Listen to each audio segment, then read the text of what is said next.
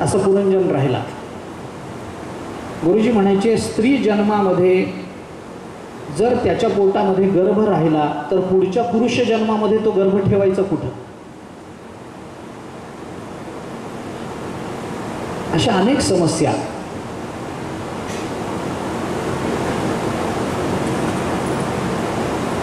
पुरंजनाचं जे आख्यान भागवताने आम्हाला सांगितलं त्याचा हेतू काय हेही भागवतानेच आम्हाला सांगितलंय.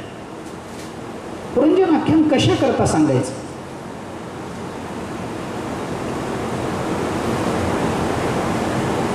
प्राचीन बर्हिने ज्या वेळेला हे सांगितलं नारदांना की पुरंजनाचं आख्यान कशा करता तुम्ही आम्हाला सांगता, काहीतरी त्याचा हेतू आम्हाला कळू द्या, आम्हाला कळलेलं नाही हे काही.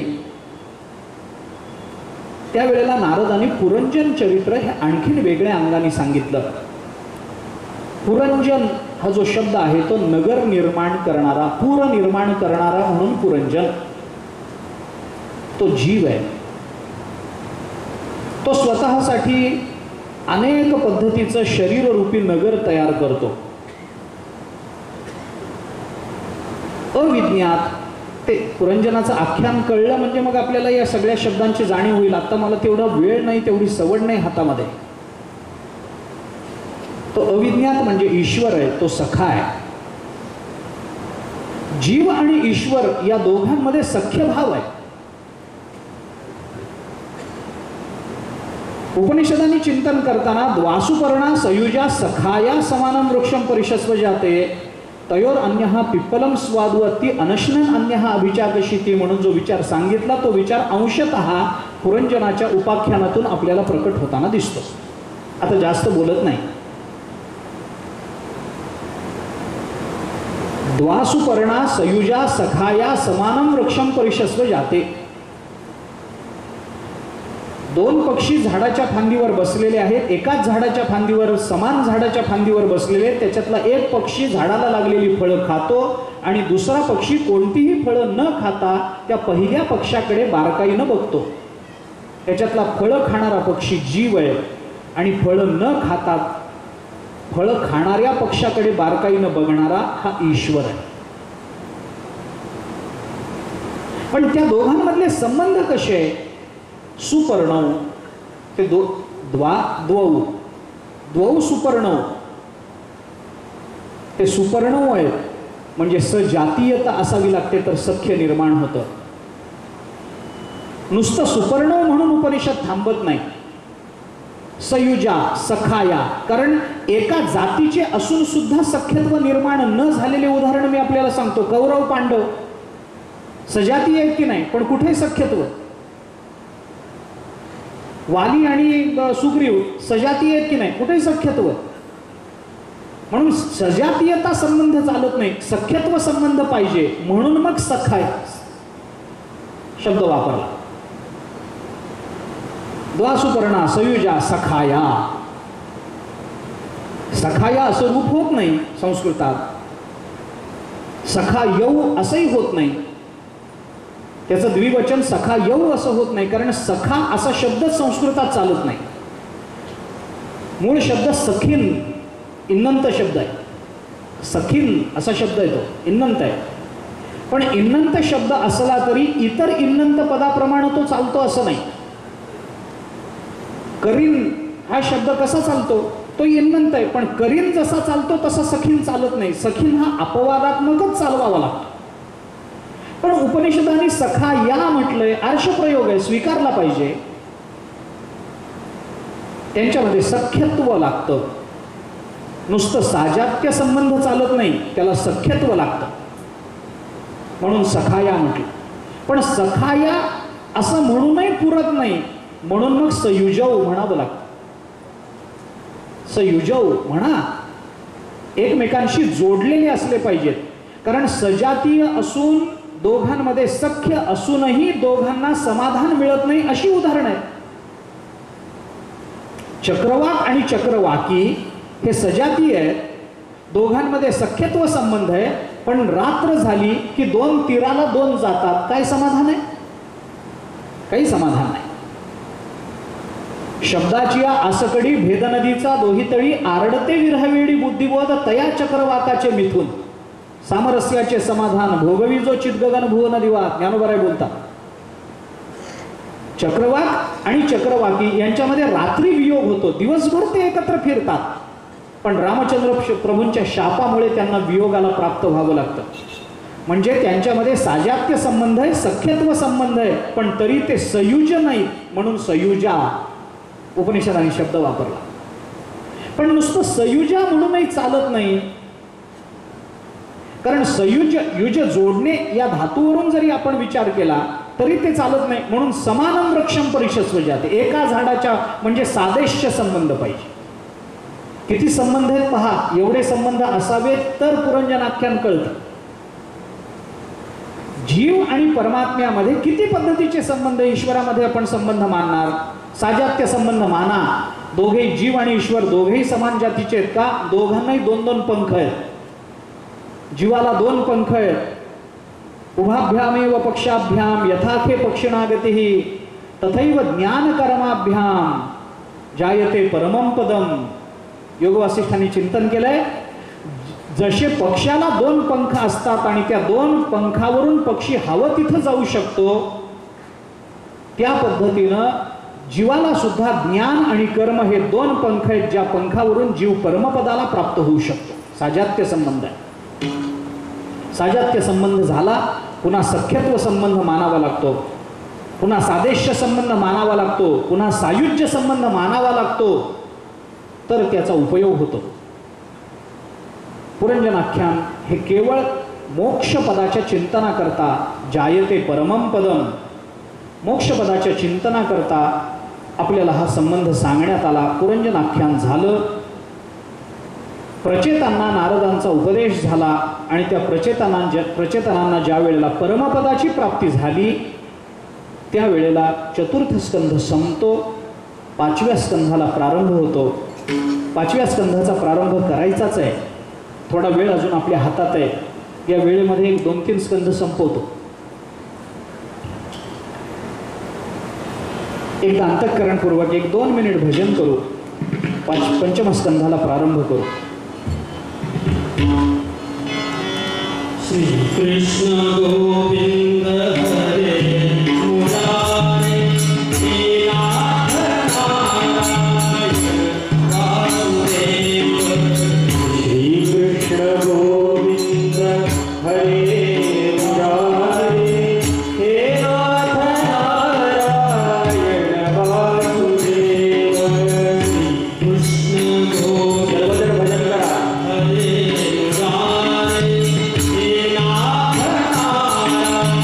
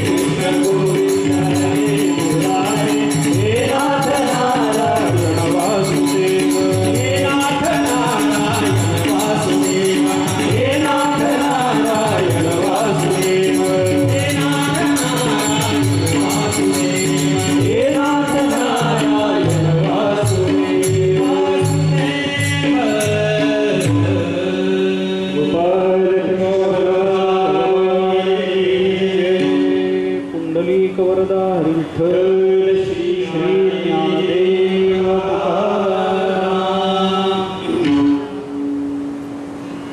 राजोवाच प्रियव्रतो भागवत आत्मारामः कथं मुने ग्रहे रमत यन्मूलः कर्मबंधः पराभवः। परीक्षित राजा भगवान शुकाचार्यांना विचारतो, प्रियव्रत हा भागवतोत्तम आहे, भगवत भक्त आहे, आत्माराम स्वरूपाला प्राप्त झाला आहे, पण आत्माराम असणाऱ्या कोणत्याही भगवत भक्ताला असं काय गुंतवून ठेवतं की ज्याच्यामुळे त्याला आपल्या स्वरूपाचं विस्मरण होतं? आम्ही सगळेच भगवत स्वरूपाला प्राप्त आहोत वेदांताच्या नियमानुसार, पण तरीही संसाराची आमची आसक्ती आहेच आहे का? आम्हाला असं काय आहे की ज्याच्यामुळे आम्हाला आमच्या स्वरूपाचा विसर पडतो आहे? असं काय आहे? ज्ञानोबारांनी त्याचं उत्तर देताना म्हटलंय, प्राणिया कामी भरू देहाची वरी आदरू म्हणून पडिला विसरू आत्मबोधाचा। जीवाला आत्मबोधाचा विसर पडण्यासाठी काय महत्वाचं? तर काम आणि शरीर या दोन गोष्टी आहेत। या दोन गोष्टींमुळे आम्हाला स्वतःच्या स्वरूपाचा विसर पडतो। आम्ही कामात गुंततो, आम्ही शरीरात गुंततो। या शरीराच्या भरण पोषणाकरता आम्ही केवळ आणि केवळ त्याच्याकरताच आमच्या जीवनाचा सर्व वेळ खर्च करतो आहोत।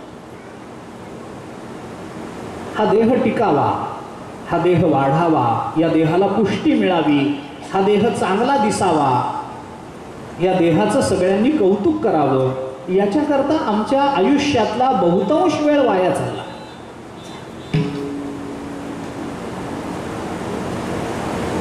केवळ देहाचं कौतुक करणं चालू आहे। ही देह वासना आम्हाला कुठेतरी स्वरूपाच्या विसराला कारण ठरते।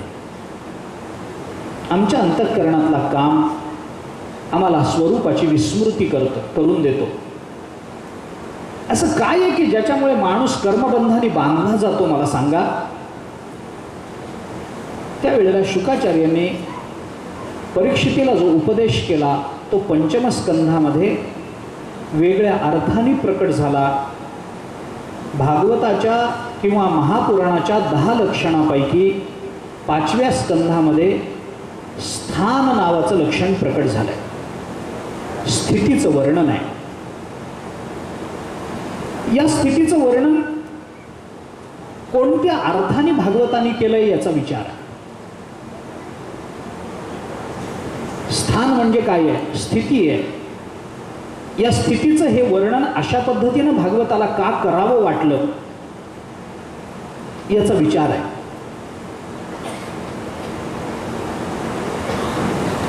स्थान म्हणजे स्थिती। या जगतामध्ये निर्माण झालेल्या प्रत्येक पदार्थाची एक स्थिती आहे।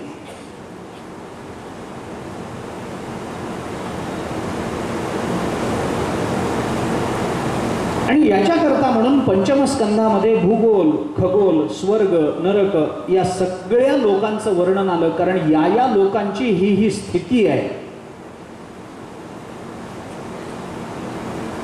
सांगायचा हेतू काय आहे? सांगायचा हेतू एवढाच की या जगतामध्ये जो पदार्थ निर्माण होतो आणि ज्या अवस्थेमध्ये राहतो ती अवस्था भगवंताच्या आधारावर आहे हे सांगण्याकरता पंचमस्कंध आहे। भगवंताच्या आधारावर आहे। स्वतंत्र असं या जगतामध्ये दुसरं काही नाही आहे। जे चाललंय ते सगळं भगवंताच्या आधारावर, भगवान म्हणतात म्हणून, भगवंताची इच्छा म्हणून। या पंचम स्कंधामध्ये एकूण 26 अध्याय आहेत। या 26 अध्यायांचा हेतू एवढाच आहे की या सृष्टीच्या उत्पत्तीचा विचार करत असताना याच्यामध्ये 24 तत्वांचा विचार आहे। ही सृष्टी बनली 24 तत्वांनी। आपण सांख्य दर्शनाला विचारून पहा, 24 तत्वांनी ही सृष्टी बनली आणि या सृष्टीचा आधार जो आहे 24 तत्वांचा तो 2 रूपानं प्रकट होतो, जीव रूपानं आणि ब्रह्मरूपानं, म्हणून 24 आणि 2 26 असे 26 अध्याय पंचमस्कंदामध्ये या तत्वाचं निरूपण करण्याकरता खर्च केले. जगतामधला कोणताही पदार्थ भगवंताच्या आधारावर आहे. भगवंतानी त्याचा आधार काढून घेतला तर तो पदार्थ राहू शकत नाही. मग हा आधार कोणत्या पद्धतीने विचारात घ्यावा लागतो? उपनिषदांनी याचा विचार करताना किंवा गीतेने त्याचा विचार करत असताना ज्ञातुम दृष्टुमच तत्वेन प्रवेष्टुमच परंतप अशा 3 अंगांनी आधाराचा विचार केला. काही वेळेला भगवान त्याच्या जाणीवेतून आधार देतात, काही वेळेला भगवान संबंधातून आधार देतात आणि काही वेळेला भगवान आत शिरून आधार देतात. या पृथ्वीचं चिंतन करताना उपनिषदाने अनेक ठिकाणी हाच विचार मांडला. भगवान आत शिरून यो अंतरम यमयती, जो आत शिरून या पृथ्वीचं नियमन करतो तो परमात्मा आहे. आत शिरून प्रत्येक वेळेला परमात्म्याला तसंच आधार द्यावा लागतो असं नाही. परमात्मा अनेक वेळेला संकल्पानेही आधार देतात, अनेक वेळेला स्वतः येऊन खऱ्या अर्थाने आधार देतात, काही वेळेला आत शिरून आधार देतात. ज्ञातुम दृष्टुमच तत्वेन प्रवेष्टुमच परंतप. पण भगवंताच्या आधाराशिवाय या पृथ्वीला दुसरा आधार नाही. रक्षणाचा विचार पुढे, परंतु आधाराचा विचार. रक्षण करणं हे जाणीवपूर्वक असतं, पण आधार देणं, आधार असणं याला जाणीवेची गरज नसते, त्याला फक्त सत्तेची गरज असते. थोडा विचार स्पष्ट करतो, वेदांताचा आहे, मला पुढे जायचंय. 5वा 6वा 7वा 8वा एवढे स्कंद संपवायचे.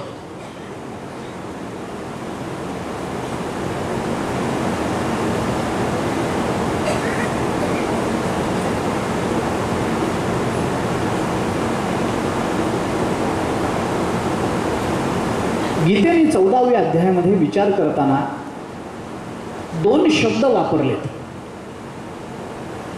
ते दोन्ही शब्द एका शब्दापासूनच निर्माण झालेत. गीता बोलते सद्भावे साधुभावेच सत इति एतत् प्रयुज्यते.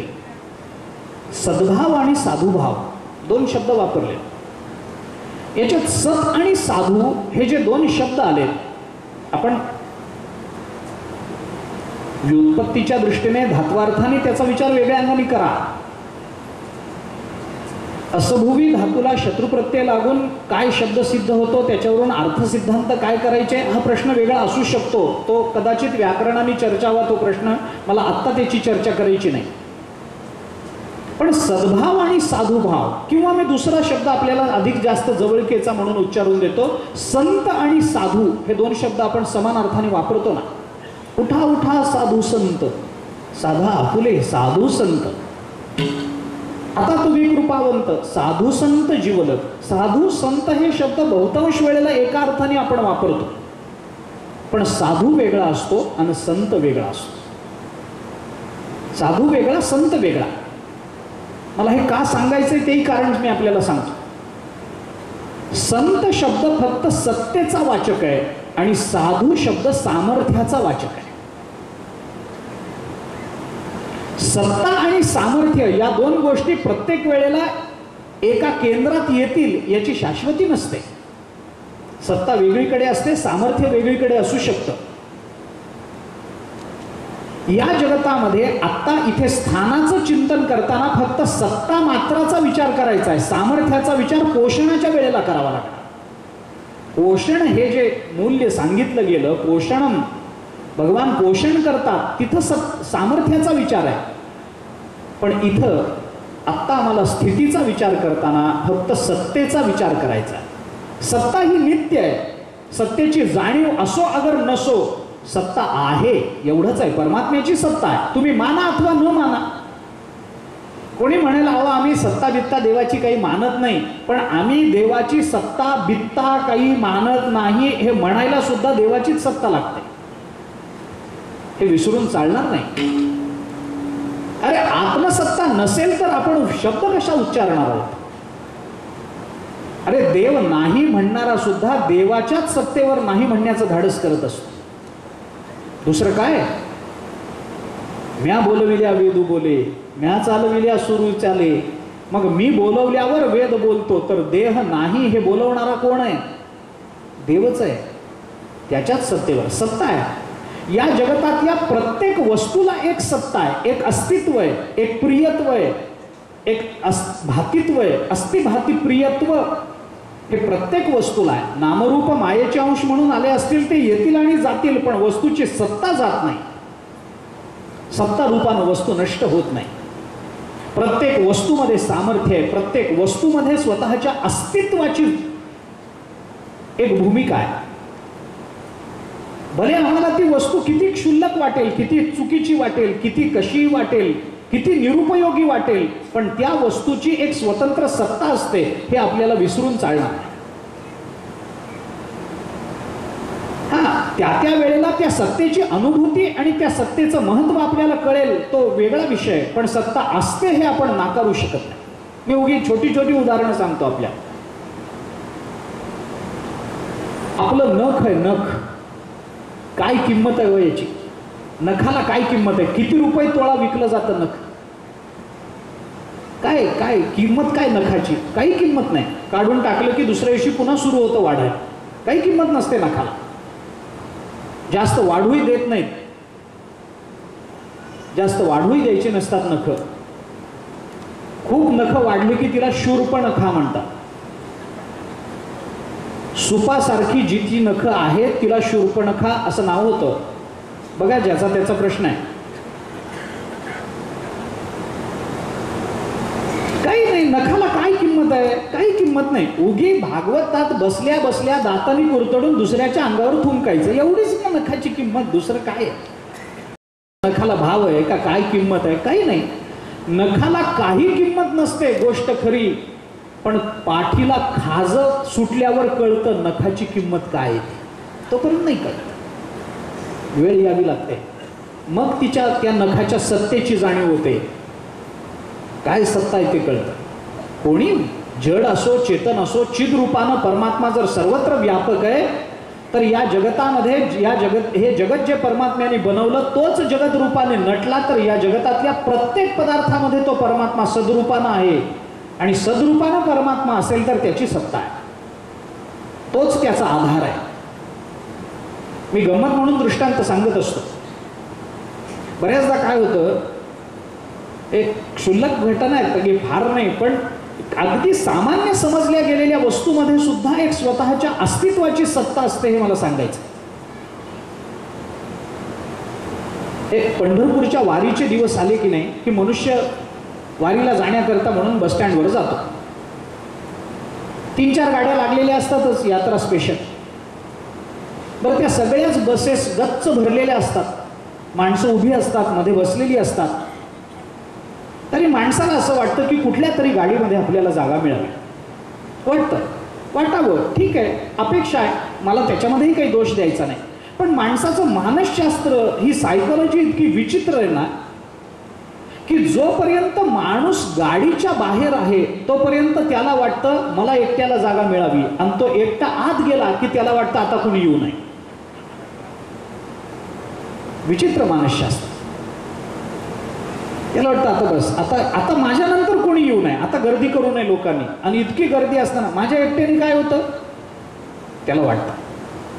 माणूस जातो, एखाद्या बसमध्ये शिरतो, जागा आहे का शोधायला लागतो. लोक सांगतात अहो जागा असती तर आम्ही बसलो नसतो काय? आम्ही ज्या अर्थी उभे आहोत रस्त्यात त्या अर्थी जागा नाही गाडीमध्ये. नाही हो, कुठेतरी जागा मिळेल, कुठेतरी मिळेल.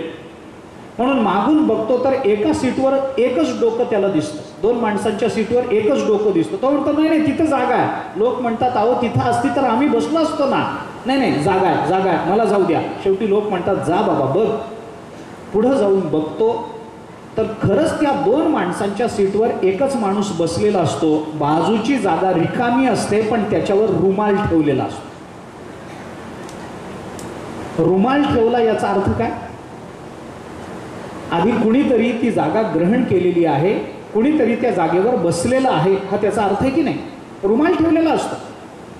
मला दृष्टांत लांबवायचा नाही, मला एवढंच म्हणायचंय की रुमालाची किंमत काय? 5 रुपये.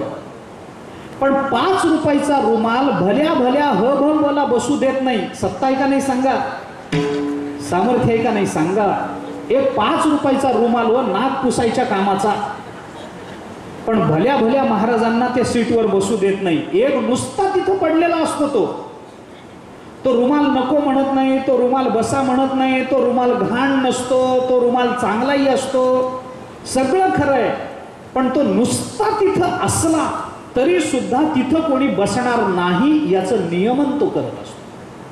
मला बोलायचं ते हे आहे, वस्तू असते आणि त्या वस्तूमध्ये असणारी भगवंताची सत्ता त्या वस्तूचं नियमन करत असते. ती वस्तू आणि त्या वस्तूच्या संबंधानं घडणाऱ्या घटना या त्या वस्तूच्या अंतर्यामी असणाऱ्या चित्तत्वरूप परमात्म्याचं नियोजन असतं, नियमन असतं. हे सांगण्याकरता हा 5वा स्कंध प्रवृत्त झाला. माणसाने कसं राहावं? देवाने ठेवेल तसंच राहावं. तुकोबाराय आपल्याला वेगळं काहीच सांगत नाही. आम्हाला भगवंतानी जसं ठेवलं तसं आम्ही राहिलं पाहिजे. ठेविले आनंदे तैसेची राहावे, ठेविले आनंदे तैसेची राहावे, ठेविले आनंदे तैसेची राहावे, ठेविले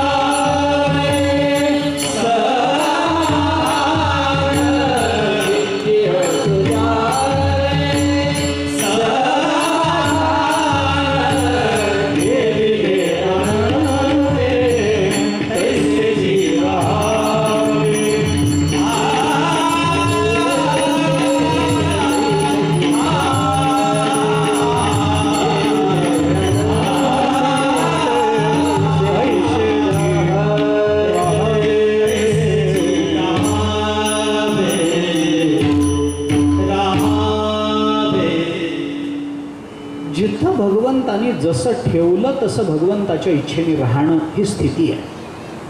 ज्या अवस्थेत त्या अवस्थेत समयासी सादर व्हावे, देव ठेवील तैसे राहावे. ठेविले अनंत तैसेचे न राहून आपण काय करू शकतो? तुम्ही काय तत्वज्ञान सांगता? ठेविले अनंत तैसे. अरे न राहून आम्ही काय करू शकतो? देवाची सत्ता बदलून टाकण्याचं सामर्थ्य आमच्या ठेविले अनंत तैसेची राहावे याला महत्व नाही. चित्ती असू द्यावे समाधान याला महत्व याला आहे. तसं तर राहावंही लागतं, पण अनिच्छेनं अतृप्तीनं राहण्यापेक्षा चित्तात समाधान ठेवून राहणं. कारण ज्या अर्थी परमात्मा आम्हाला तसं ठेवतो आहे त्या अर्थी आम्ही तसं राहण्यातच आमचं कल्याण आहे हे देवाने ओळखलेलं आहे. परमात्मा कधीही कुणाचं वाईट करायला जात नाही. देवाची इच्छा सर्वांच्या कल्याणाची आहे. देव करतो ते चांगल्या करताच करतो, कुणाचं वाईट करत नाही. ते बिरबलाची कथा सांगतात ना,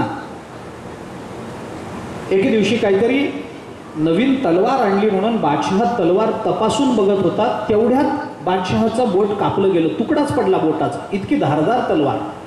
बळबळ बळबळ रक्त व्हायला लागलं. बिरबल तिथंच उभा होता. बादशहाने अरे बिरबल बघ बघ बघ बोट तुटलं बोट तुटलं हे म्हणल्याबरोबर बिरबलाच्या तोंडून गेलं, देव करतो ते चांगल्या कर.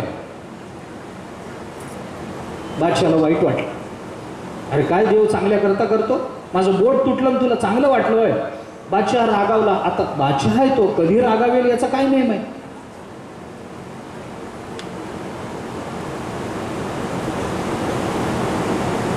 ते जुन्या निजाम स्टेटमध्ये बादशहाची व्याख्या करत होते, घास के पुरे और अकल के अंधे, त्याचं नाव बादशाह. कधी रागावेल त्याचं काय नियम. बादशहाने सांगितलं याला तुरुंगात टाका रे, माझं बोट कापल्यावर हा चांगलं झालं म्हणतो, तुरुंगात टाकाया. बिरबलाला तुरुंगात टाक. ठीक आहे, बिरबल तुरुंगात गेला. बिरबल म्हणाला ठीक आहे, जे होतं ते चांगल्यासाठी. बोटाला पट्टी वगैरे बांधली, सगळं झालं, जखम सुकली थोडी. एके दिवशी बादशहाला असं वाटलं की आपण शिकारीला जावं. बरोबर काही सरदार घेतले, शिकारीला गेला. अरण्यामध्ये त्या सावजाच्या मागे जाताना रस्ता चुकला, बाकी सगळे एकीकडे गेले, बादशाह एकटाच एकीकडे गेला. सावज हाताला लागलं नाही, पण बादशाह एका त्या जंगलामध्ये राहणाऱ्या एका काही आदिवासी लोकांच्या तावडीत सापडला. त्यांनी बादशहाला पकडलं. त्यांना बरं वाटलं, त्यांना त्यांच्या देवाला एक नरबळी द्यायचा होता. बादशाह सापडला, चांगला गोरागोमटा दिसतोय, हा बळी बरा आहे असं म्हणून बादशहाला बांधलं, घेऊन गेले. देवीसमोर बसवलं, वागवलं, तलवार चालवणार. एवढ्यात त्या देवीचा पुजारी आला. तो म्हणाला बळी तपासला पाहिजे. म्हणून तपासता तपासता बादशहाचं बोट तुटलेलं दिसतं. दिसल्याबरोबर त्या पुजाऱ्याने सांगितलं असा उष्टा बळी देवीला चालणार नाही, चांगला बळी पाहिजे, ज्याचं बोट आधीच कापलेलं आहे, असा व्यंग असणारा बळी चालणार नाही, याला सोडून द्या. बादशहाला सोडून दिलं. बादशाह मनात विचार करायला लागला, बघा बोट तुटलं म्हणून जीव वाचला. बिरबल म्हणाला ते बरोबर आहे, जे झालं ते चांगल्यासाठी झालं, बरं झालं जीव वाचला. आनंदात घरी आला. आल्याबरोबर बिरबल म्हणाला तेच बरोबर, सोडा बिरबलला. बिरबलाला सोडलं. बिरबल आला. बादशाह म्हणाला बिरबल तू म्हणालास ते बरोबर आहे,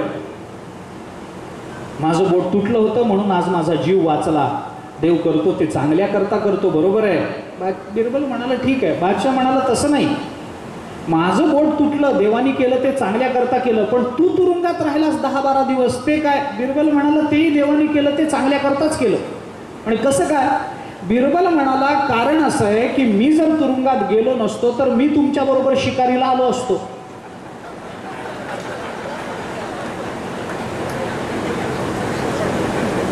बाकी सगळे सरदार जरी तुमची संगत सोडून गेले तरी मला तुमची संगत सोडता आली नसती आणि आपल्याला दोघांनाही त्या लोकांनी पकडलं असतं आणि तुमचं बोट तुटलं म्हणून तुम्हाला सोडून दिलं असतं आणि कारण नसताना मला मरावं लागलं असतं, म्हणून मी आधीच तुरुंगात पडलो. देवानी केलं ते चांगल्या करता केलं.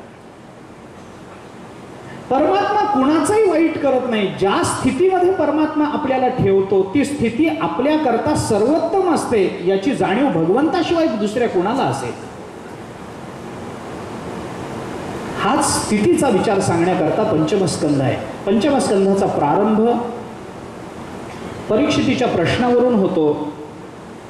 तुम्ही ध्रुवाचं चरित्र सांगितलं, उत्तानपादाचं चरित्र सांगितलं, पण उत्तानपादाचा भाऊ प्रियव्रत त्याचं चरित्र सांगितलं नाही, ते चरित्र सांगा असं सांगितल्यावरून शुकाचार्यांनी ते चरित्र सांगितलं. त्या चरित्रानंतर पुन्हा नाभिराजाचं चरित्र आलं. ते चरित्र सांगितल्यानंतर पुन्हा ऋषभदेवांचा विचार आला. ही सगळी चरित्र का आली, कारण या सगळ्या चरित्रामधून भगवत संकल्पाला विरोध करू नये हेच आपल्याला कळतं. म्हणून भगवान आपल्या जीवनामध्ये अनुकूलताही निर्माण करत असतील, प्रतिकूलताही निर्माण करत असतील, तर ती प्रतिकूलता सुद्धा आपल्या भावी जीवनाच्या अनुकूलतेची नांदी असते. म्हणून अनुकूल प्रतिकूलतेमध्ये आपल्या चित्ताचं स्थैर्य टिकलं पाहिजे आणि ते भगवत चिंतनानंच टिकतं हे सांगण्याकरता पंचमस्कंध प्रवृत्त झाला. ऋषभदेवांचं राज्य शासन सांगितलं. ऋषभदेवांनी आपल्या पुत्रांना उपदेश केला. त्या उपदेशानंतर आपल्या पुत्रांना कृतार्थता प्राप्त झाल्यानंतर अवधूत रूप धारण करून ऋषभदेव तिथून निघून गेले. ऋषभदेवांनी देहत्याग केला आणि ऋषभदेवांच्या चरित्रानंतर जडभरताचं चरित्र येतं. हे जडभरत हा शब्द भागवताने उच्चारला नाही, भागवत भरताचंच चरित्र म्हणतात. पण तरी सुद्धा आपण त्याला जडभरत असंच म्हणतो, कारण त्याने सगळं तत्वज्ञान ग्रहण करूनही जडत्वानच ते राहिले होते. लोक सांगतील तसं, असं असं, तसं तसं, तसं तसं चालूच आहे. तत्वज्ञान प्राप्त झाल्यानंतर त्या सिद्ध पुरुषांनी कसं वागावं याचं चिंतन करताना आपल्याला फार गोड चिंतन शास्त्रांनी सांगितलं. नापृष्ट कस्यचित ब्रूयात न च अन्यायेन पृच्छती ज्ञानवान अपि मेधावी जडवल्लोक आचरेत. शास्त्र बोलतं विचारल्याशिवाय सांगू नये. नापृष्ट कस्यचित ब्रूयात, काही गोष्टी विचारल्याशिवाय सांगू नयेत. ब्रह्मज्ञानाची चिकित्सा कोणीतरी करावी तर आपल्याला जे माहिती आहे ते आपण सांगावं. उगीच उठून चौकामध्ये बसून ब्रह्मज्ञान सांगण्याच्या भानगडीत पडू नये. विचारलं तर सांगावं. न च अन्यायेन पृच्छती, अन्यायाने विचारलं सांगू नये. ज्ञानवान झालेल्या महात्म्यांनी या जगतामध्ये जड बुद्धीच्या माणसासारखं वागावं. आपल्याला काही कळत नाही असं दाखवावं. ब्रह्मसूत्रामध्ये अनाविष्कुर्वन् नन्वयात या सूत्रावर भाष्य करत असताना जगद्गुरु शंकराचार्यांनी भाष्यामध्ये ब्रह्मज्ञान झालेला महापुरुष लहान मुलासारखा वागतो असं चिंतन केलं. तस्मात् ब्राह्मणः पांडित्यं निर्विद्य बाल्येन तिष्ठासेत. उपनिषद बोलतं बाल्येन तिष्ठासेत. या बाल्येन शब्दाचा अर्थ करताना पूर्वपक्षाने जो अर्थ केला, बाल्येन म्हणजे लहान मुलासारखा तो राहतो महात्मा. लहान मुलासारखा राहतो म्हणजे जिथं बसला तिथंच देहधर्म उरकतो. आचार्य म्हणतात नाही, लहान मुलासारखा राहतो म्हणजे काय? लहान मूल जन्माला आल्यानंतर जसं निर्वैर अंतःकरणानं कुणाचाही द्वेष न करता कुणाशीही ईर्ष्या अंतःकरणामध्ये न बाळगता राहतं, तसेही महात्मे राहतात. म्हणून बाल्येन तिष्ठासेत. आचार्यांनी फार गोड शब्दामध्ये सांगितलं. ज्ञान अध्ययन धार्मिकत्वादिभिः आत्मानं अविख्यापयन दंभ दर्प रहितो भवेत. आचार्यांचं वाक्य असं, दंभ दर्प रहित होऊन माणसाने राहिलं पाहिजे. बाल्येन तिष्ठासे. आणि याला प्रमाण देताना आचार्यांनी स्मृतीचं प्रमाण दिलंय. गूढधर्माश्रितो विद्वान ज्ञातचरितम चरेत अंधवत जडवच्च अपि मूकवच्च महिम चरेत. गूढधर्माश्रितो, गूढधर्माचा आश्रय केलेल्या विद्वानांनी कसं राहिलं पाहिजे? ज्ञातम चरितम चरेत. सगळं माहिती आहे पण काहीच माहिती नाही अशा आविर्भावात राहिलं पाहिजे. म्हणजे कसं? आचार्यांनी 3 शब्द त्याच्याकरता वापरलेत. अंधवत, जडवत आणि मूकवत असं राहिलं पाहिजे. भरताचं उदाहरण तेवढ्या करता. देवाने जी स्थिती ठेवली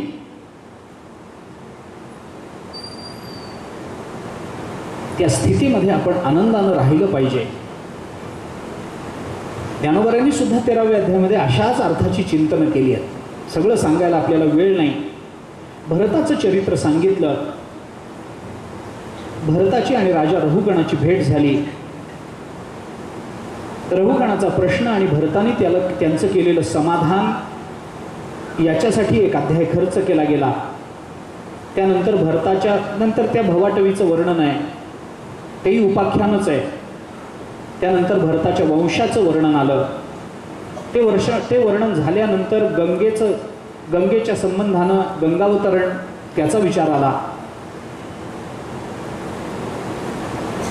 हे सगळं चिंतन सांगितल्यानंतर देशाचं काही चिंतन आलं. त्यानंतर कालाचं काही चिंतन आलं. ग्रहांचं वर्णन आलं, ग्रहस्थितीचं वर्णन आलं आणि ग्रहगतीचं वर्णन आलं. याच्यातून सत्ताच सांगायची, भगवंताचा आधारच सांगायचा. आपली पृथ्वी आहे ना, या पृथ्वीचा गोलक तुम्ही शाळेमध्ये बघितला असेल.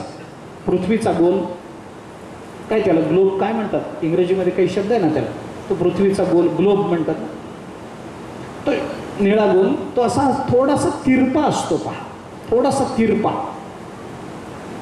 झुकलेला असतो. ही पृथ्वी एका थोड्याशा अंशामध्ये अशी झुकलेली आहे आणि तरी स्वतःभोवती फिरत फिरत पृथ्वीभोवती प्रदक्षिणा करते. एका अंशानं, आता गंमत अशी आहे की ती पृथ्वी अजून एका अंशानं उजवीकडे झुकली तरी पृथ्वीच्या पाठीवरचे जीव मरणार आहेत, आणि ती पृथ्वी एका अंशानं डावीकडे झुकली तरी आपण सगळे मरणार.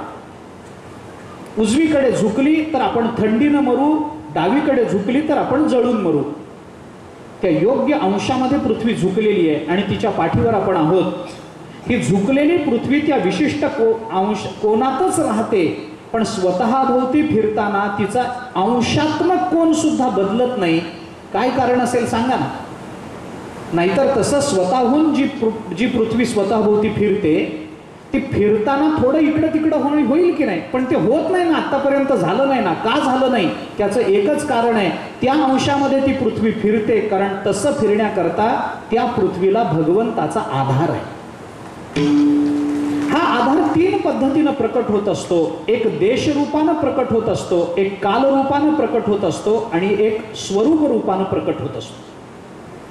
तो देशरूपानं प्रकट व्हावा याच्याकरता गंगावतरणानंतर 6 द्वीप आणि वेगवेगळ्या लोकांचं चिंतन भागवतांनी करून दिलंय.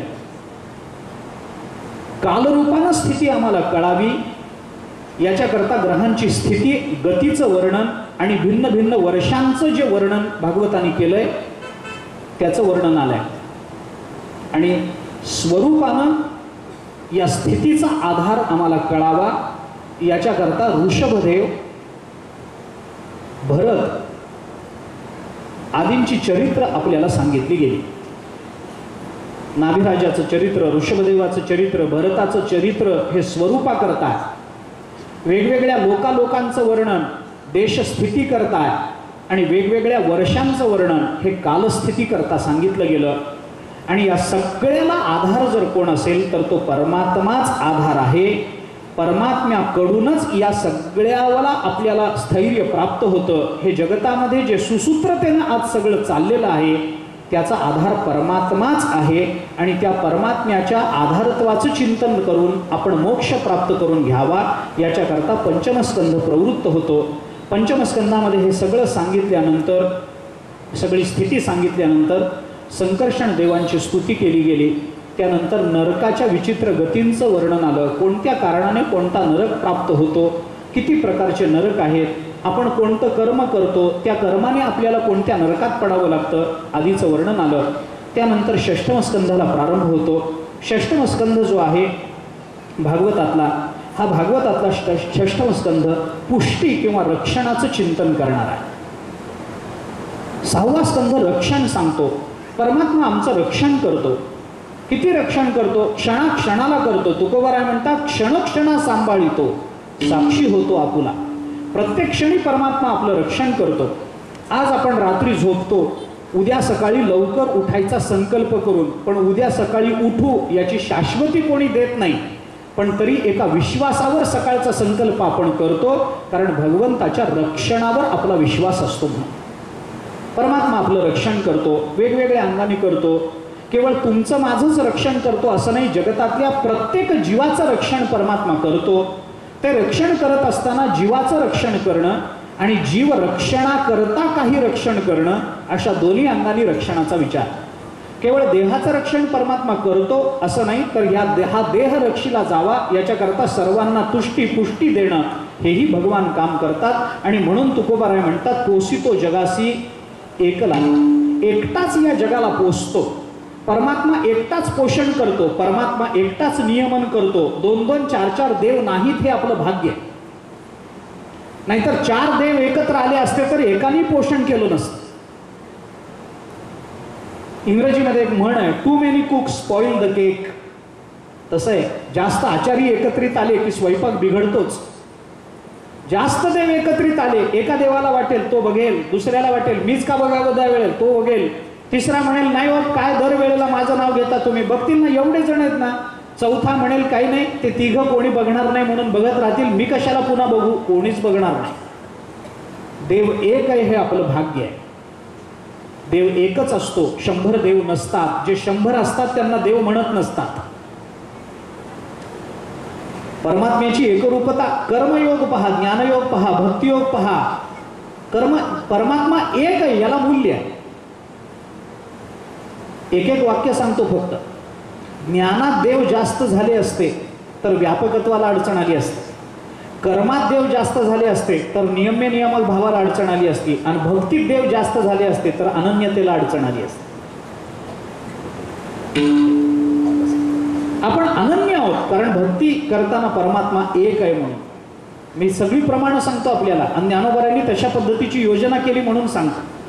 भक्तीमध्ये अनन्य करता देव एक आहे ना, अनन्यते करता ज्ञानोबाराय म्हणतात, मन हे मीची करी माझी या भजनी प्रेम धरी सर्वत्र नमस्कारी मज एकाते एक. भक्तीसाठी ज्ञानाचा विचार करा आपण. ज्ञानामध्ये परमात्मा एक आहे.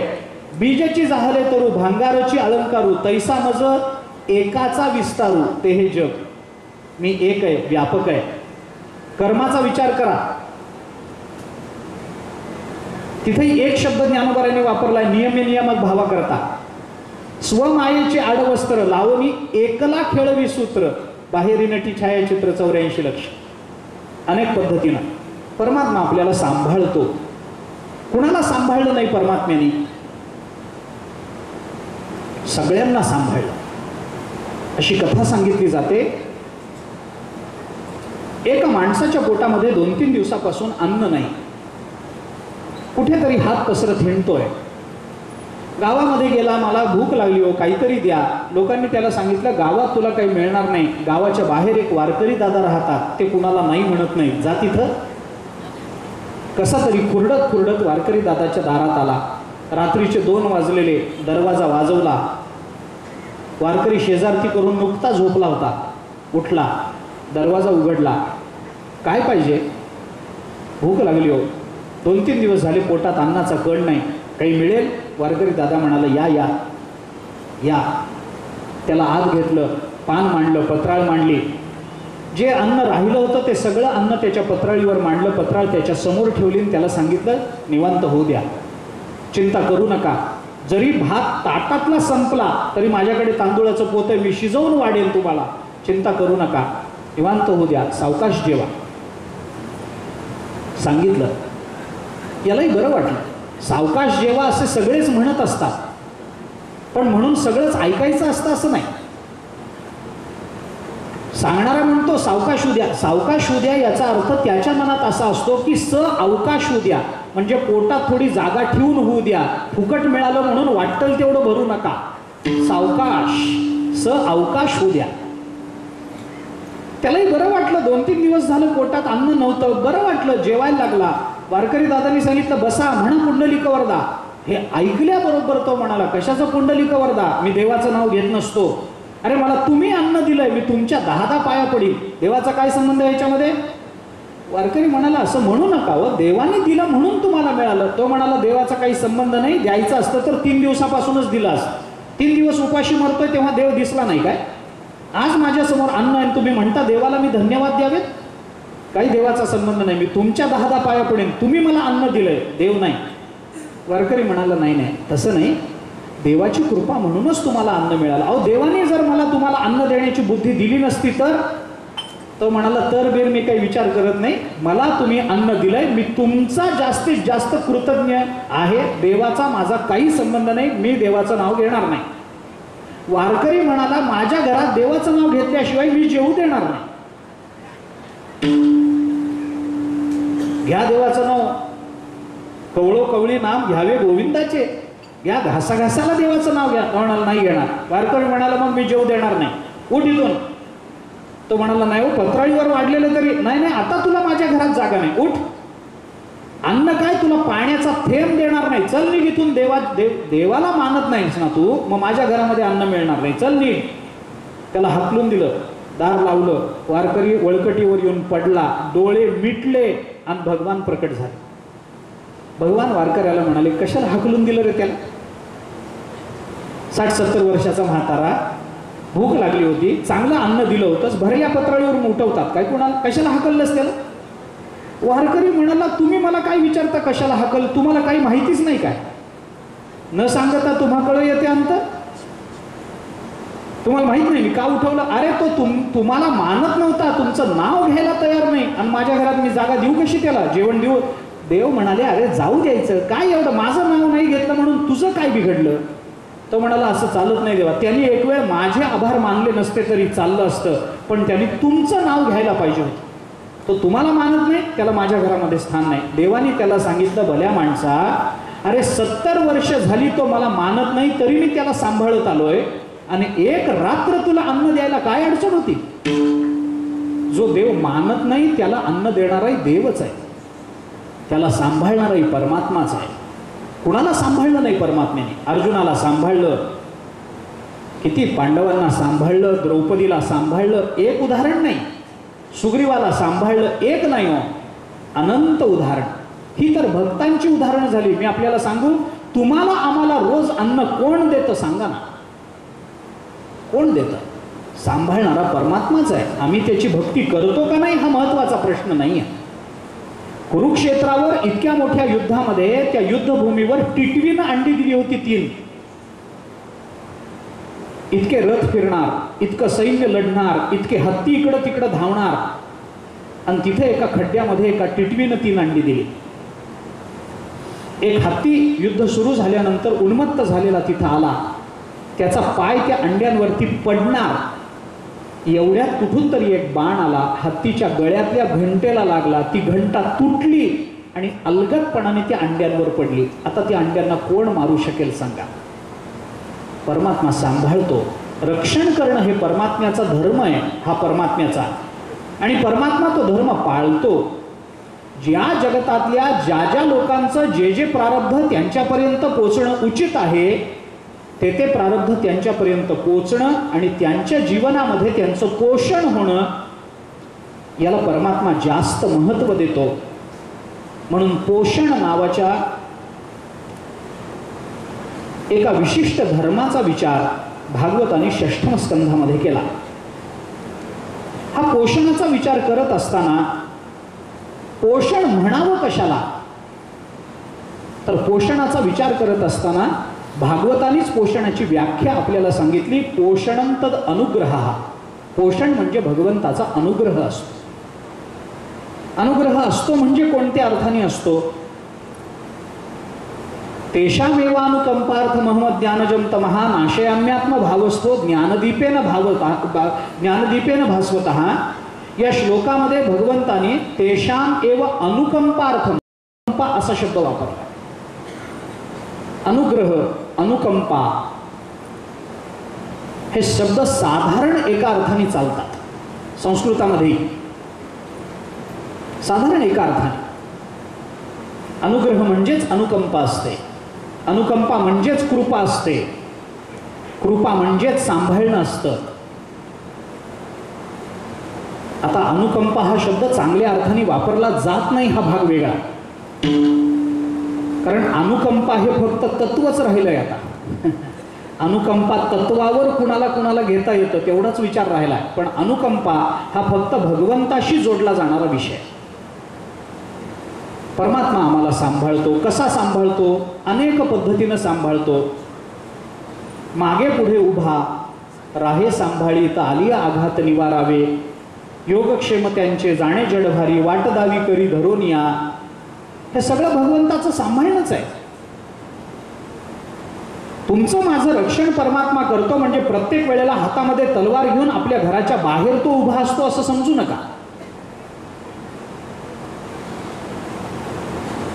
भगवान श्री तुलसीदासजींच्या घराच्या बाहेर रामचंद्र प्रभू धनुष्यबाण घेऊन पहारा देत होते, तसं आमच्या घरासमोर देत नाहीत. आम्ही काही तुलसीदासजी नाही आहोत. मागे पुढे उभा राहून सांभाळावं आम्ही प्रल्हाद नाही आहोत, पण तरीही परमात्मा आम्हाला सांभाळतो. कारण भक्ताला सांभाळण्याची त्याची रीती वेगळी आणि आम्हाला सांभाळण्याची रीती वेगळी. परमात्मा तुम्हाला आम्हाला सांभाळतो. कसा सांभाळतो? महाभारताने सांभाळणं सांगताना असं सांगितलंय की दरवेळेला एखादा गुराखी हातामध्ये काठी किंवा शस्त्र घेऊन आपल्या गायींचं वाघापासून लांडग्यापासून रक्षण करतो, तसा परमात्मा हातामध्ये शस्त्र किंवा काठी घेऊन तुमचं माझं रक्षण करत नाही. मग कसा सांभाळतो?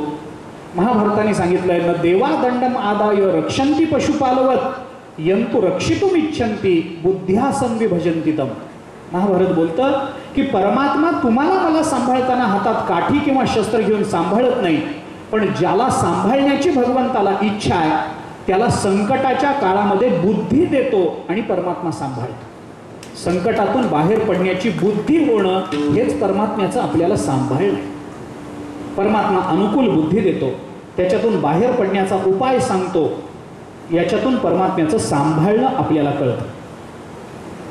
षष्ठम स्कंधामध्ये परमात्म्याने भिन्न भिन्न रूपानं कसं सांभाळलंय याच्याकरता पहिल्यांदा चरित्र आलं अजामेळाचं.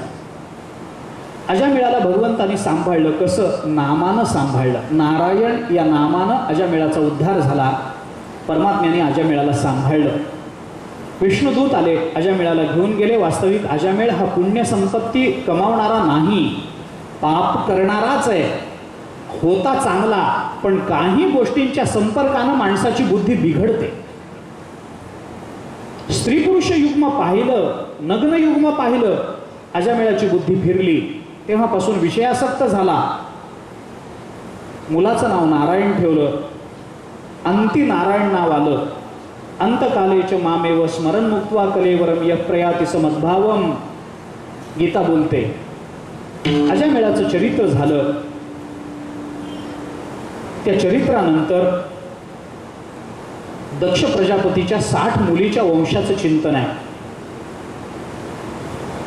बृहस्पतीकडून देवाचा त्याग झाला आणि देव गुरु म्हणून विश्वरूपाचा स्वीकार केला गेला. त्याच्यानंतर भागवतामध्ये सगळ्यात महत्त्वाचा विषय येतो तो नारायण कवचाचा. नारायण कवच हे कवच आहे. आपल्याला कुठल्याही संकटातून सांभाळण्याचं सामर्थ्य नारायण कवचामध्ये आहे. कवच असणं म्हणजे रक्षण असणं. नारळाच्या बाहेर आत खोबरं असतं, पण बाहेरून कवच असतं ना. चिलखत म्हणजे शरीराला घातलेलं कवच असतं ना. ते कवच आपल्याला ते बाण आपल्या शरीरापर्यंत पोचू देत नाही ना. तसं नारायण नावाचं कवच भागवताने सांगितलंय. नारायण नाव आपल्याला दुःखाला आपल्यापर्यंत पोचू न देणारं नाम आहे. त्यानंतर पुष्कळ विषय. वृत्रासुराकडून देवादिकांना त्रास झाला. त्याला मारण्याकरता दधीची ऋषींनी आपल्या अस्थी दिल्या. वृत्रासुराला इंद्राकडून भगवत प्राप्ती झाली. त्यानंतर त्या ब्रह्महत्येने इंद्रावर आक्रमण केलं. त्याच्याकरता वृत्रासुराचं पूर्वचरित्र सांगितलं गेलं. त्यानंतर त्या चित्रकेतूला नारदांनी उपदेश केला. उपदेश करून सुद्धा चित्रकेतू वैराग्य प्राप्त होऊन सुद्धा त्याला पार्वती मातेकडून शाप भोगावा लागला. आणि हे सगळं झाल्यानंतर कुसवन व्रताचा विधी सांगून भागवताने षष्ठम स्कंधाची समाप्ती केली. या स्कंधामध्ये एकूण 19 अध्याय आहेत. या अध्यायाची वर्गवारी करत असताना पहिले 3 अध्याय हे नामाध्याय म्हणून प्रसिद्ध आहेत. नामानं भगवान कसं पोषण करतात. नंतरचे 14 अध्याय रूप आणि ध्यानाचे अध्याय आहेत. म्हणजे ध्यानाने आणि रूपाच्या दर्शनाने परमात्मा कसं रक्षण करतात. आणि नंतरच्या 2 अध्यायामध्ये अर्चनाध्याय म्हणून त्यांना म्हटलं जातं. अर्चन करून म्हणजे परमात्म्याला काहीतरी दिल्यानंतर परमात्मा कसं पोषण करतात. या 3 पद्धतीनं पोषणाचा विचार भागवताने सांगितला. इथं षष्ठम स्कंध संपतो. सप्तम स्कंधाला प्रारंभ होतो. सप्तम स्कंधामध्ये सगळ्यात महत्त्वाचं काही येत असेल तर हिरण्यकश्यपूची कथा येते, प्रल्हादाची कथा येते. ही कथासुद्धा पूर्णत्वाने सांगण्याचं काही कारण नाही. आपल्याला सगळ्यांना ही कथा माहिती आहे. सप्तम स्कंध हा 15 अध्यायाचा स्कंध आहे. 15 अध्यायापैकी 5, 5, 5 अशा 3 वर्गीकरणातून हा सप्तम स्कंध संपतो. ज्या 3ही ह्याच्यामध्ये वासनांचं, कारण उती हा भागवतात किंवा पुराणाचा गुण. उती या शब्दाचा अर्थ आहे वासना. आणि वासनांचं चिंतन करत असताना वासना किती प्रकारच्या मानायच्या या संबंधामध्ये विचार करताना दोन प्रकारच्या वासना आपल्याला सांगितल्या गेल्या. वासना द्विविधा प्रोक्ता शुद्धाच मलिनस्तथा मलिना जन्म हेतु शुद्धा जन्म विनाशिनी. शुद्ध वासना, मलिन वासना. मलिन वासना तीन प्रकारची असते. एक शरीर वासना असते, एक शास्त्र वासना असते आणि एक लोकवासना असते. शरीर वासनेमध्ये तीन प्रकार, शास्त्र वासनेमध्ये तीन प्रकार, शुद्ध वासनेचे 4 प्रकार होतात. त्या 4 प्रकारापैकी कोणती कोणती वासना, मैत्री, करुणा, मुदिता आणि उपेक्षा या शुद्ध वासना आहेत. या 5 आणि 5 अध्यायामध्ये या कर्म वासना आपल्याला सांगितल्या गेल्या. पहिल्यांदा असुर वासना सांगितली, त्याच्यानंतर दैव वासना सांगितली आणि नंतर मानव वासना सांगितली. असुरांच्या ठिकाणी वासना असते हे सांगण्याकरता हिरण्यकश्यपूचं उदाहरण आलं. दैव वासना कशी असते याच्याकरता म्हणून प्रल्हादाचं उदाहरण आलं. आणि मानव वासना कशी असते याच्याकरता मानव धर्म, वर्ण धर्म, स्त्री धर्माचं वर्णन भागवतांनी नंतरच्या 5 अध्यायामध्ये केलेलं दिसून येतं. त्याच्यामध्ये गृहस्थाश्रमाचे सदाचार सांगितले गेले. गृहस्थांसाठी मोक्ष धर्माचं काय स्वरूप आहे याचा विचार सांगितला गेला आणि सप्तम स्कंधाचा अंत तिथं होतो. त्याच्यानंतर अष्टम स्कंध सुरू होतो. अष्टम स्कंधामध्ये मन्वंतराचं वर्णन आहे. अष्टम स्कंधामध्ये सगळ्यात महत्त्वाचा विषय येतो तो म्हणजे गजेंद्र मोक्षाचा विचार येतो. हा गजेंद्र कोण आहे, त्याची पूर्व भूमिका काय आहे, या गजेंद्राने काय काय केलं, गजेंद्र कशा पद्धतीनं राहिला, त्यांनी भगवत सेवा कशी केली याचं वर्णन सगळं त्या अष्टमस्कंधामध्ये येतं. अष्टमस्कंधामध्ये एकूण अध्याय आहे 24. या 24 अध्यायामध्ये अष्टमस्कंधाने एका महत्त्वाचा विषयाचा विचार केला, तो म्हणजे मन्वंतराचा विषय केला. मन्वंतराचं वर्णन म्हणून पहिल्या अध्यायामध्ये अष्टमस्कंधाने प्रकट केलं. एकूण 24 अध्याय. या 24 अध्यायामध्ये माणसाने मुक्त कसं व्हावं याचा निर्देश केला आहे आणि शास्त्रानं मुक्तीच्या 24 प्रक्रिया सांगितल्यामुळं 24 अध्यायामध्ये या सगळ्या प्रक्रिया प्रकट झाल्या. त्याच्यामध्ये पहिल्यांदा जर काही प्रक्रिया सांगितली असेल तरी हरिसंस्मरण ही प्रक्रिया सांगितली. भगवंताचं स्मरण करणं हे जास्त महत्त्वाचं आहे. म्हणून पहिल्या 4 अध्यायामध्ये मनूचा विचार वेगळ्या पद्धतीनं प्रकट झाला. नंतरच्या 10 अध्यायामध्ये दान नावाचा काय धर्म आहे हे सांगण्याकरता म्हणून समुद्र मंथनाचा विचार प्रकट झाला. दान हाही धर्म आहे, दानानेही मोक्ष प्राप्त होतो. ज्ञानोबारांनी दानाचं वर्णन करताना तया नाव दान जे मोक्ष निधानाचे अंजन असं म्हटलंय. दानाने मोक्ष प्राप्त होतो कारण दानाने अनात्म पदार्थावरची वासना काढून घेतली जाते, अनात्म पदार्थाची इच्छा निवृत्त होते. दानाचा परिणाम मरणानंतर काय आहे हा प्रश्न गौण आहे, पण दानाचा परिणाम आत्ता वर्तमानात मला काय भोगावा लागतो हे जास्त महत्त्वाचं आहे. आपण कल्पना करा, माझ्याकडे एक 50 उपरणी आहेत आणि मला ती दान करायची आहे. दोघे जण आले वारकरी, मी त्यांना 2 उपरणी देऊन टाकली, माझ्याकडे 48 राहिली. अजून 3 वारकरी आले, मी 3 दिले, अजून 45 राहिली. मग अजून कुणीतरी 20 एक आले, मी त्यांना देऊन टाकले, 25 उपरणी राहिली. मी दान देत गेलो. 50 उपरण्यापैकी एक उपर्ण मी दान देत गेलो. त्या उपरण्याच्या दानातून, वस्त्रदानातून मरणानंतर मला काय फल मिळेल हा प्रश्न गौण आहे. मुख्य विषय असा आहे की 50 उपरण्यातलं एक उपर्ण मी दान करायला लागलो म्हणजे माझी जी आसक्ती 50 उपरण्यापर्यंत फाकली होती ती आसक्ती एकेका उपरण्याने कमी कमी कमी कमी व्हायला लागली. हा दानाचा तत्कालीन होणारा परिणाम असतो आणि याकरता म्हणून दानाचा विचार समुद्र मंथनासाठी प्रकट झाला. नंतर 9 अध्यायामध्ये प्रतिमा मूर्तीचं वर्णन आलं. त्या प्रतिमा मूर्तीच्या वर्णनामध्ये पुन्हा मग या सगळ्या गोष्टी आपल्याला सांगितल्या गेल्या. त्याच्यानंतर त्या प्रतिमा मूर्ती करता, प्रतिज्ञा मूर्ती करता म्हणून वामनाचा विचार भागवतांनी सांगितला. इथं वामन अवतार भगवंताचा प्रकट झाला. बलीसाठी म्हणून हा वामन अवतार प्रकट झाला. दुर्दैवाने बळीचंही चरित्र नीट सांगितलं जात नाही आणि वामनाचंही चरित्र नीट सांगितलं जात नाही. वामनाने निष्कारण बळीला आपल्या पायाखाली दाबून टाकलं, असाच प्रसिद्धीचा आव सगळीकडे आणला जातो. पण बळीला 3रं पाऊल कुठे ठेवून म्हणून विचारणाऱ्या वामनाने त्याच्या डोक्यावर पाय ठेवून त्याला पाताळात ढकलून दिलं. याचं कारण काय होतं याचा विचार आपल्याला भागवतांनी सांगितलाय, तो मात्र कोणी सांगायला तयार नव्हतं. बळीने स्वर्गाचं राज्य घेतलं, वास्तविक स्वर्गाचं राज्य देवांचं आहे, पण बळीने ते घेतलं. बळी त्या राज्यावर बसला आणि राज्यावर बसला तो पुन्हा राज्य सोडायला तयारच झाला नाही. आपलं आयुष्य संपतं, आपलं कर्तृत्व संपतं, पण मिळणारी सत्ता सोडावी असं जर कुणाला वाटत नसेल तर त्याच्याकरता काहीतरी निश्चयात्मक उपाय केला पाहिजे, म्हणून वामन अवतार झाला. जे आपलं नाही त्याच्यावर आपली सत्ता गाजवणं आणि ती सत्ता कायमस्वरूपी राहावी अशी अपेक्षा ठेवणं हे मनुष्य धर्माला मान्य नाही आहे. हे लक्षात घ्या. जे मुळातच आपलं नाही ते आपण भोगण्याचा प्रयत्नच करू नये. इथंच पहिली चूक बळीकडून झालेली आहे. पण तरी सुद्धा बळी म्हणजे जणू बळी राजा आणि बळीराजा म्हणजे शेतकरी असा अर्थ करून लोक विपरीत अर्थ सांगतात. मूळ भागवत वाचल्याशिवाय आपल्याला त्याचा अर्थ कळणार नाही. तो आपण वाचला पाहिजे. बळीच्या बाबतीत देवाने तसं का केलं हा विस्ताराचा विषय. पण वामन अवतारामध्ये भगवान प्रकट झाले आणि नंतर एका शेवटच्या अध्यायामध्ये मत्स्य अवतार झाला. स्वयंभू मनुला भगवंताने उपदेश केल्याप्रमाणे भगवान मत्स्य रूपामध्ये प्रकट झाले. अशा पद्धतीनं एकूण 24 अध्यायामध्ये हे सगळं चरित्र इथं संपतं आणि इथं अष्टमस्कंध थांबतो. अष्टमस्कंधामध्ये जो विचार सांगायचा आहे तो विचार नेमका कोणता आपण चिंतन करून पहा. 1-2 वाक्यामध्ये मी बोलतो. क्रियाप्रधान जो धर्म आहे माणसाचा, कृती करून आपल्याला काहीतरी मिळवण्याचा जो धर्म आहे तो सद्धर्म नावानं त्याचं वर्णन भागवताने केलंय. क्रिया केली पाहिजे, काहीतरी हालचाल केल्याशिवाय आपल्याला काही मिळणार नाही. पण ती हालचाल करण्याच्या मागे आपल्या अंतःकरणामध्ये भगवंताचं अखंड चिंतन असावं याच्याकरता अष्टमस्कंध प्रसिद्ध आहे.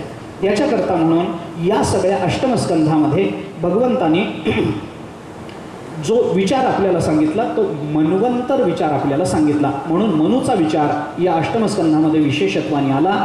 इथं मत्स्यावतार होतो, भगवंताची हा अष्टमस्कंध संपतो आणि भगवंताची ही कथा आजच्या पुरतीही इथं थांबते आहे. आपण अष्टमस्कंधापर्यंत आलो.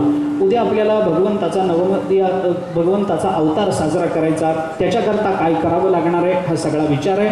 पण आज वामन अवतार भगवंताचा झालेला आहे. वामन अवतारातल्या त्या परमात्म्याला आपण वंदन करू. थोडा एक क्षणभर 2 मिनिटच फक्त भजन करू आणि भजन करून आपण आपली कथा थांबवू. आरती होईपर्यंत कोणी उठायचं नाही. सर्वांना विनंती आहे, खाली बसून राहा. यानंतर कथेमध्ये आज वामन पूजन होणार आहे. अर्चित महाराज या ठिकाणी वामनाच्या स्वरूपात आपल्यासमोर आहेत. त्यांना या ठिकाणी व्यासपीठावर येण्याची विनंती करतो. त्यांचं पूजन होईल, त्याबरोबरीने आपलं भजन चालू राहणार आहे. त्याचवेळी वामन स्वरूप बटूचं या ठिकाणी पूजन होईल आणि कोणीही कृपा करून वामनाच्या आणि श्री महाराजांच्या दर्शनाकरता व्यासपीठावर येऊ नका. आरतीनंतर या ठिकाणी समोर 2 खुर्च्या मांडल्या जातील. त्या ठिकाणी श्री महाराज आणि अर्चित महाराज असतील. सर्वांनी रांगेमध्ये महिलांची एक रांग आणि पुरुषांची एक रांग अशाच प्रकारे व्यासपीठाच्या खालून महाराजांचं दर्शन घ्यावं. व्यासपीठावर येण्याची गर्दी कोणी करू नका. यानंतर आजच्या आरतीकरता या कथेकरता विशेषत्वाने उपस्थित असणारे माननीय खासदार श्री चंद्रकांतजी खैरे यांना विनंती आहे, त्यांनी व्यासपीठावर आरती करता यावं. त्याचप्रमाणे श्री सावे साहेब यांनाही विनंती आहे, त्यांनी व्यासपीठावर यावं. त्याचप्रमाणे श्री वसौ श्रीकांतराव देशमुख यांनाही विनंती आहे, त्यांनी आरती करता व्यासपीठावर यावं. आणि आरती करता इतर मान्यवरांची नावं पुढीलप्रमाणे: श्री के.बी. पत्तेवार, श्री रमेश जोशी, श्री संजय जोशी, श्री विजय कुलकर्णी, श्री राघवेंद्र कोरंगळकर, श्री वसौ रामराजे राक्षसभुवनकर, श्री वसौ राम देशपांडे, श्री वसौ विलास धर्माधिकारी, श्री वसौ मधुसूदन ठोसर, श्री वसौ श्रीकांत क्षीरसागर आणि श्री वसौ महेश खारकर या सर्वांना विनंती, त्यांनी लवकरात लवकर आरती करता समोर यावं. तोपर्यंत भजन होईल आणि भजन चालू असताना या ठिकाणी वामन पूजन होणार आहे. सर्वांनी बसल्या ठिकाणावरच वामन पूजनाचा आस्वाद घ्यावा. कोणीही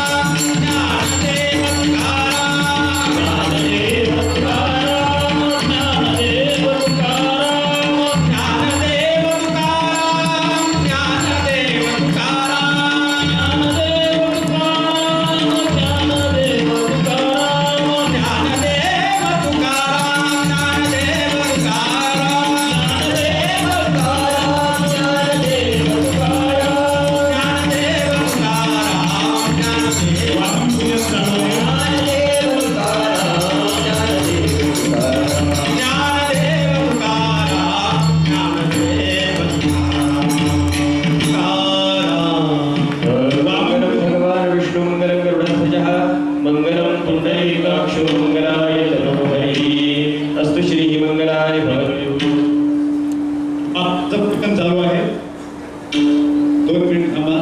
त्यानंतर आरती होईल, वामन पूजन होईल.